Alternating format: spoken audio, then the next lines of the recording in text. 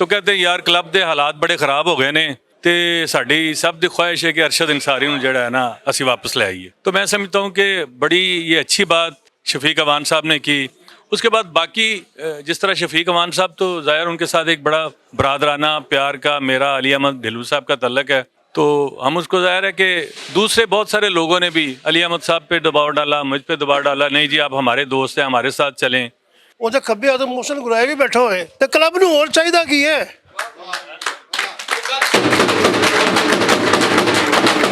ਅਰਸ਼ਦ ਨਾਲੋਂ ਜ਼ਿਆਦਾ ਮੇਰੀ ਦੋਸਤੀ ਰਈਸ ਨਾਲ ਹੈ। ਅਗਰ ਕੋਈ ਜੈਨੂਇਨ ਕੈਂਡੀਡੇਟ ਉਹ ਕਹਿੰਦਾ ਉਹ ਅਰਸ਼ਦ ਹੀ ਹੈ। पेश की मुबारकबाद अली अहमद ढिल्लू साहब की जानिब से पेश करते हैं। आज तो इस बात को माने या ना माने, ये दौरे जदीद की भी और इस दौर की जो वक्त गुजर रहा है, अगर प्रेस क्लब में किसी लीडरशिप की जरूरत है तो वो सिर्फ और सिर्फ अरशद अंसारी है। दूसरा मैं अर्ज करता चला जाऊं कि आप गुज़िश्ता 20 साल देख लें, लाहौर प्रेस क्लब की सियासत हो या फिर पीयूजे की सियासत हो या फिर जितना भी मीडिया है वो कहीं किसी मुश्किल में हो, किसी सख्त घड़ी से गुजरा हो, तो सहाफियों की मौसर आवाज सिर्फ और सिर्फ अरशद अंसारी रहा है। अरशद अंसारी, अरशद अंसारी। मेरी दुआ है कि अरशद अंसारी इस बार ऐसा क्लीन स्वीप करें कि दुनिया देखती रह जाए। हमसे गलती हो गई, हमने कुछ लोगों को वोट किया, हर एक का हक है, वोट कर सकते हैं, लेकिन उसके बाद भुगतना भी हमें पड़ा। इंशाअल्लाह ताला आने वाले दिनों में सहाफ़ियों के लिए अरशद अंसारी एक नवीद है जो सुना दी गई है। अपना बहुत ख्याल रखिएगा। Thank you. अंसारी साहब को इस जगह पर खुश आमदेद कहता हूँ, और अभी शफीक अवान साहब भी तशरीफ़ ला चुके हैं।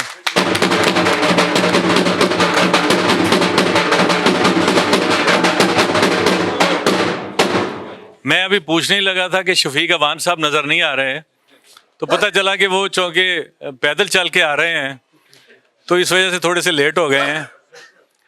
देखिए, मैं जो मौजूदा इलेक्शन है उस हवाले से मुझे सबसे पहले तो देखें, हमारे जो जितने सीनियर साथी थे, पुराने दोस्त थे, उन्होंने क्लब के हवाले से, तो मुझे शफीक अवान साहब का एक दिन फ़ोन आता है कि किधर हैं आप, तो मैंने कहा इधर ही हैं, हुक्म करें। तो कहते हैं यार क्लब के हालात बड़े ख़राब हो गए ने तो साड़ी सब की ख्वाहिश है कि अरशद अंसारी नूं जिहड़ा है ना असी वापस ले आइए। तो मैं समझता हूँ कि बड़ी ये अच्छी बात शफीक अवान साहब ने की।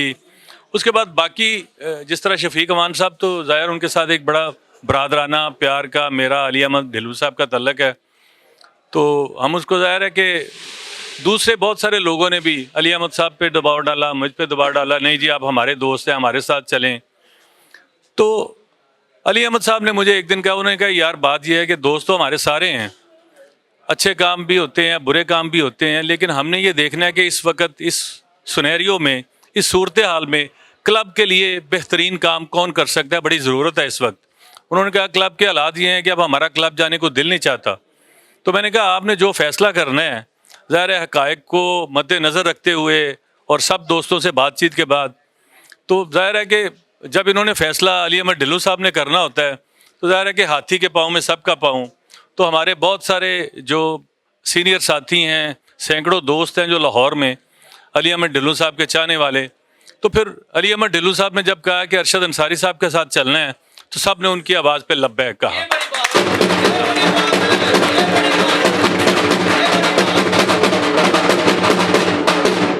दूसरी बात यह है कि जहाँ तक मौजूदा सिनेरियो में इलेक्शन के लिए तल्लक था, तो लोग कहते हैं जी कि अरशद अंसारी बार बार क्यों इलेक्शन लड़ता है। तो मैंने उनसे कहा, मैंने कहा यार देखें, एक बंदा अगर क्लब के लिए काम करता है तो लोग उसको चाहते हैं, उसको बार बार, मैंने कहा हो सकता है कि उसको खुद इतना शौक़ ना हो क्लब के लिए, वो अभी यूनियन ऑफ जर्नलिस्ट में भी है जहाँ तक लीडरशिप का तल्लक है, तो उसको अल्लाह ताला ने बड़ा मलका दिया है और वो पूरे पाकिस्तान में सहाफ़ियों की क़यादत कर रहा है। तो अगर वो लाहौर प्रेस क्लब के सदर का इलेक्शन लड़ता है तो मैं समझता हूँ कि ये प्रेस क्लब के लिए और हम सब के लिए बड़ी अच्छी बात है। सो मैं यही कहता हूँ कि ना तो हमें कोई अरशद अंसारी को मशवरे देने की ज़रूरत है, ना उसे बताने की ज़रूरत कि किस किस को साथ लेके चलना है। वो जब चलता है तो ज़ाहिर है लोग उसके साथ मिलते जाते हैं, क्लब के हालात, क्लब को चलाना कैसे है, मामलात को आगे बढ़ाना कैसे है, जितना तजर्बा उसको दिया अल्लाह ताला ने, शायद हम में से किसी को नहीं दिया। तो हम सब अरशद अंसारी के साथ हैं हमने। और दूसरी बात ये है कि इसके बावजूद कि मुझे पता है कि इंशाअल्लाह ताला फतह उसका मुकद्दर होगी, लेकिन हमने इलेक्शन को इलेक्शन समझना है। और शफीक अवान साहब कहते होंगे ना भाई इलेक्शन है, तो इलेक्शन में हम सब ने जहाँ जहाँ अपना रोल प्ले करना है उससे पीछे नहीं हटना। दिन थोड़े हैं, हम सब ने अपनी अपनी जगह पे इकट्ठे भी निकलना है, अलग-अलग भी निकलना है, दोस्तों यारों को सबको कन्विंस करना है कि अगर हमने प्रेस क्लब को फिर एक फैमिली क्लब और एक अच्छा क्लब बनाना है तो हमें अरशद अंसारी को लाना है। बहुत शुक्रिया आपका। ਕਹਿੰਦੇ ਨੇ ਕੋਈ ਪੜ੍ਹਿਆ ਲਿਖਿਆ ਬੰਦਾ ਆ ਜਾਏ ਤਾਂ ਕੋਈ ਕੰਮ ਦੀ ਗੱਲ ਕਰ ਹੀ ਲੈਂਦਾ, ਲੇਕਿਨ ਮੈਂ ਯਾਸਰ ਸ਼ਮੂਨ ਕੋਲੋਂ ਪਹਿਲੀ ਵਾਰੀ ਕੰਮ ਦੀ ਗੱਲ ਸੁਣੀ ਹੈ। ਇਹਦਾ ਮਤਲਬ ਹੈ ਕਿ ਇਹਨੂੰ ਇਹੋ ਜਿਹੀ ਐਕਟੀਵਿਟੀਜ਼ 'ਚ ਆਉਣਾ ਚਾਹੀਦਾ ਔਰ ਆਪਣਾ ਐਕਸਪੀਰੀਅੰਸ ਵਧਾਉਣਾ ਚਾਹੀਦਾ। ਅੱਜ ਮਾਸ਼ਾਅੱਲਾ ਲੱਗ ਵੀ ਸਮਾਰਟ ਰਿਹਾ। ਅਫਜ਼ਾਲ ਤਾਲਬ ਤੋਂ ਮੈਨੂੰ ਇੱਕ ਸ਼ਿਕਵਾ ਹੈ ਕਿ ਉਹ ਨਹਾ ਕੇ ਨਹੀਂ ਆਉਂਦਾ। ਉਹ ਅਰਸ਼ਦ ਦੱਸੇਗਾ ਕਿ ਕੀ ਗੱਲ ਹੈ। ਹਮੇਸ਼ਾ ਇਲੈਕਸ਼ਨ ਨੂੰ ਇੱਕ ਫੈਸਟੀਵਲ ਸਮਝਣਾ ਚਾਹੀਦਾ।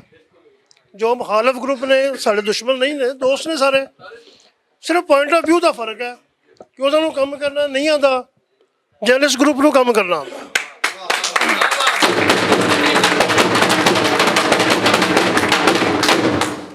ਮੈਂ ਗੈਰ ਸਿਆਸੀ ਆਦਮੀ ਹਾਂ, ਮੈਂ ਕਦੀ ਇਲੈਕਸ਼ਨ ਨਹੀਂ ਲੜਿਆ, ਲੇਕਿਨ ਜੋ ਪ੍ਰੈਸ ਕਲੱਬ 'ਚ ਹੋਇਆ ਅੱਜ ਤੱਕ ਉਹ ਤਾਂ ਮੈਨੂੰ ਪਤਾ। ਇਹ ਦੋ ਬੰਦੇ ਬੈਠੇ ਨੇ ਕਿਹਨਾਂ ਨੇ ਕੰਮ ਕੀਤਾ ਅੱਜ ਤੱਕ ਪ੍ਰੈਸ ਕਲੱਬ 'ਚ। ਕਿਹਦੇ ਵੇ ਤੋਂ ਸਾਫੀ ਕਲੋਨੀ ਹੈ, ਕਿਹਦੇ ਵੇ ਤੋਂ ਲੋਕ ਘਰਾਂ ਵਾਲੇ ਹੋ ਗਏ ਨੇ, ਮਲਕੀਅਤ ਦਾ ਦਾਅਵਾ ਕਰ ਰਹੇ ਨੇ। ਕਿੰਨਾ ਖੁਸ਼ਗਵਾਰ ਅਹਿਸਾਸ ਹੁੰਦਾ ਕਿ ਮੇਰੇ ਕੋਲ ਆਪਣਾ ਘਰ ਹੈਗਾ, ਮੇਰੇ ਕੋਲ ਆਪਣਾ ਪਲਾਟ ਹੈਗਾ।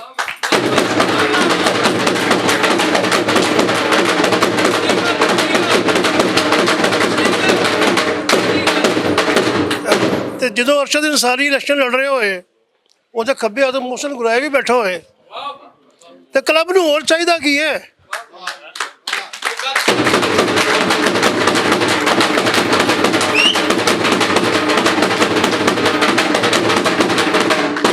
ਮੈਂ ਇੱਕ ਮੂੰਹ ਫਟ ਜਿਹਾ ਬੰਦਾ, ਅਰਸ਼ਦ ਨਾਲੋਂ ਜ਼ਿਆਦਾ ਮੇਰੀ ਦੋਸਤੀ ਰਈਸ ਨਾਲ ਹੈ। ਰਈਸ ਔਰ ਮੈਂ ਗਵਰਨਮੈਂਟ ਕਾਲਜ ਦੇ ਕਲਾਸ ਫੈਲੋ ਹਾਂ। ਉਸ ਵਕਤ ਮੇਰਾ ਤਾਂ ਛੋਟਾ ਭਰਾ ਹੈ। ਔਰ ਮੈਂ ਅਗਰ ਪ੍ਰੈਸ ਕਲੱਬ ਦੇ ਮਾਮਲੇ 'ਚ ਸਾਰਿਆਂ ਨਾਲ ਮੇਰਾ ਜ਼ਿਆਦਾ ਟਾਈਮ ਮੋਹਸਨ ਨਾਲ ਗੁਜ਼ਰਦਾ। ਅਗਰ ਕੋਈ ਜੈਨੂਇਨ ਕੈਂਡੀਡੇਟ ਉਹ ਕਹਿੰਦਾ ਉਹ ਅਰਸ਼ਦ ਹੀ ਹੈ। ਸਿਆਸੀ ਮੁਕਾਬਲਾ ਕਰਨਾ ਕੋਈ ਵੱਡੀ ਗੱਲ ਨਹੀਂ ਹੁੰਦੀ। ਕੱਲ੍ਹ ਦੇ ਧੜੇ, ਅੱਜ ਦੇ ਧੜੇ ਫਿਰ ਇਕੱਠੇ ਹੁੰਦੇ ਨੇ, ਮੁਖਾਲਫ ਹੁੰਦੇ ਨੇ, ਲੇਕਿਨ ਬੰਦੇ ਨੂੰ ਗੱਲ ਖਰੀ ਸਿੱਧੀ ਮੈਰਿਟ 'ਤੇ ਕਰਨੀ ਚਾਹੀਦੀ ਹੈ। ਯਕੀਨ ਕਰੋ ਅਗਰ ਉਹ ਗਰੁੱਪ ਅਰਸ਼ਦ ਤੋਂ ਚੰਗਾ ਕੰਮ ਕਰ ਰਿਹਾ ਹੁੰਦਾ ਤੇ ਵੈਜ ਉਹਨਾਂ ਨੂੰ ਹੁੰਦਾ। ਅਰਸ਼ਦ ਨੂੰ ਪੁੱਛੋ, ਮੋਹਸਨ 2 ਸਾਲ ਸਦਰ ਰਿਹਾ, ਮੈਂ ਇੱਕ ਦਿਨ ਪ੍ਰੈਸ ਕਲੱਬ ਨਹੀਂ ਗਿਆ। ਅਰਸ਼ਦ ਛੋਟਾ ਭਰਾ ਕਿੰਨੀ ਦਫਾ ਰਿਹਾ, ਪੁੱਛੋ ਮੈਂ ਕਿੰਨੀ ਵਾਰੀ ਜਾਣਾ। ਲੇਕਿਨ ਜਦੋਂ ਪ੍ਰੈਸ ਕਲੱਬ ਜਾਈਦਾ, ਸਾਡੇ ਕੋਲ 2000 ਜਾ ਕੇ ਬਾਹਰ ਆ ਕੇ ਸਾਡੀ ਬੇਇੱਜ਼ਤੀ ਕਰਦੇ ਨੇ। ਪਿੱਛੇ ਮੈਂ ਕੋਈ ਤੇ ਫੰਕਸ਼ਨ ਕੀਤਾ, ਸਾਰੇ ਤੁਸੀਂ ਆਏ ਹੋਏ ਸੋ, ਹਿਨਾ ਜਲਾਨੀ ਵਗੈਰਾ ਸਭ ਆਈਆਂ ਹੋਈਆਂ ਸਨ, ਤੇ ਸਾਊਂਡ ਸਿਸਟਮ ਨਹੀਂ ਸੀਗਾ ਪ੍ਰੈਸ ਕਲੱਬ ਕੋਲ। ਅੰਦਾਜ਼ਾ ਕਰੋ ਕਿ ਏਸ਼ੀਆ ਦਾ ਸਭ ਤੋਂ ਵੱਡਾ press club, Lahore press club, ਤੇ ਸਾਊਂਡ ਸਿਸਟਮ ਹੀ ਨਾ ਹੋਏ। ਟੁੱਟੀਆਂ ਕੁਰਸੀਆਂ, ਯਾਨੀ ਕਿ ਖਵਾਤੀਨ ਦੇ ਕੋਲੋਂ ਅਸੀਂ ਸ਼ਰਮਿੰਦਾ ਹੋ ਰਹੇ ਸਾਂ ਕਿ ਜਨਾਬ ਅਸੀਂ ਲਾਹੌਰ ਪ੍ਰੈਸ ਕਲੱਬ 'ਚ ਫੰਕਸ਼ਨ ਕੀਤਾ। ਉਹਦੇ ਬਾਅਦ ਦੁਬਾਰਾ ਅਸੀਂ ਫੰਕਸ਼ਨ ਕੀਤਾ ਚੰਦ ਦਿਨ ਪਹਿਲੇ, ਫਿਰ ਅਸੀਂ ਪ੍ਰੈਸ ਕਲੱਬ ਨਹੀਂ ਕੀਤਾ, ਸਾਨੂੰ ਬਾਹਰ ਕਰਨਾ ਪਿਆ। ਕੋਠੇ ਦੇ ਕਿਹੜੇ ਮਹਿਮਾਨ ਆਉਂਦੇ ਨੇ ਬੇਇੱਜ਼ਤੀ ਕਰਦੇ ਨੇ। ਤੇ ਖੁਦਾ ਦੇ ਲਈ, ਅਰਸ਼ਦ ਲਈ ਨਹੀਂ, ਜਰਨਲਿਸਟ ਕਮਿਊਨਿਟੀ ਦੇ ਲਈ ਕੁਛ ਕਰੋ ਯਾਰ।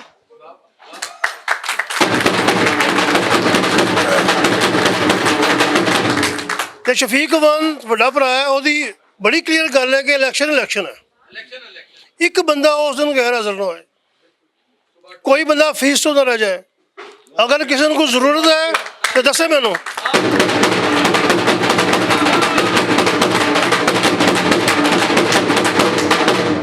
ਅਗਰ ਕੋਈ ਮੈਂਬਰ ਸਮਝਦਾ ਹੈ ਕਿ ਉਹਦੇ ਕੋਲ ਪ੍ਰੈਸ ਕਲੱਬ ਦੀ ਅਦਾ ਕਰਨ ਦੀ ਫੀਸ ਨਹੀਂ ਹੈ, ਲੀਡਰ ਦੇਗਾ।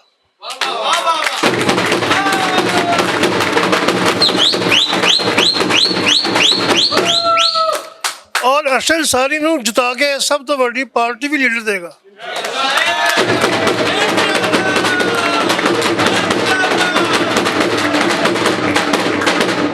ਤੇ ਮੈਂ ਤਾਂ ਉੱਥੇ ਸਭ ਨੂੰ ਚੈੱਕ ਕਰਨਾ, ਇੱਕ ਬੰਦਾ ਵੀ ਗੈਰ ਹਾਜ਼ਰ ਨਾ ਹੋਏ। ਸਾਡੀ ਲੀਡ ਕੋ 1000 ਦੀ ਤਾਂ ਕਮ ਸੇ ਕਮ ਹੋਣੀ ਚਾਹੀਦੀ ਹੈ।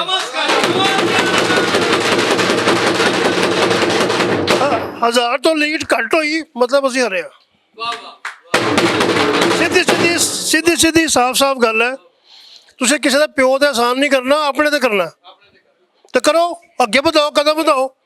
ਇਹ 10 ਦਿਨ ਕੰਪੇਨ ਦੇ ਵਿੱਚ ਤੁਹਾਨੂੰ ਸਭ ਨੂੰ ਅਰਸ਼ਦ ਦੇ ਨਾਲ ਮੋਢੇ ਨਾਲ ਮੋਢਾ ਲਾ ਕੇ ਚੱਲਣਾ ਚਾਹੀਦਾ। ਔਰ ਮੈਨੂੰ ਪੂਰੀ ਉਮੀਦ ਹੈ ਇਨਸ਼ਾਅੱਲਾ ਅਸੀਂ ਜਿੱਤਾਂਗੇ ਔਰ ਦੁਬਾਰਾ ਇਕੱਠੇ ਹੋਵਾਂਗੇ। ਹੁਣ ਸਦਰ ਸਾਹਿਬ ਨੂੰ ਦਿਓ। ਮੇਰੇ ਤੋਂ ਇਹ ਗਲਤੀ ਹੋ ਗਈ, ਮੇਰਾ ਛੋਟਾ ਭਰਾ ਅਫਜ਼ਾਲ ਆਲਮ, ਮੈਂ ਉਹਦੀ ਸਹੀ ਗੱਲ ਨਹੀਂ ਕਰ ਸਕਿਆ, ਮਜ਼ਾਕ 'ਚ ਸੀ, ਲੇਕਿਨ ਕਿੰਨਾ ਅਰਸ਼ਦ ਨੇ ਕੰਮ ਕੀਤਾ, ਘੱਟ ਅਫਜ਼ਾਲ ਨੇ ਵੀ ਨਹੀਂ ਕੀਤਾ। ਛੋਟਾ ਭਰਾ ਹੈ, 1992 ਤੋਂ ਇਕੱਠੇ ਕੰਮ ਕੀਤਾ ਹੈ, ਇਕੱਠੇ ਰੋਟੀ ਖਾਧੀ ਹੈ, ਇਕੱਠੇ ਡੇਟ ਮਾਰੀ ਹੈ, ਇਕੱਠੇ ਵਾਰਾਗਰਦੀ ਕੀਤੀ ਹੈ। ਇਨਸ਼ਾਅੱਲਾ ਸਿਲਸਿਲਾ ਕਾਇਮ ਰਹੇਗਾ।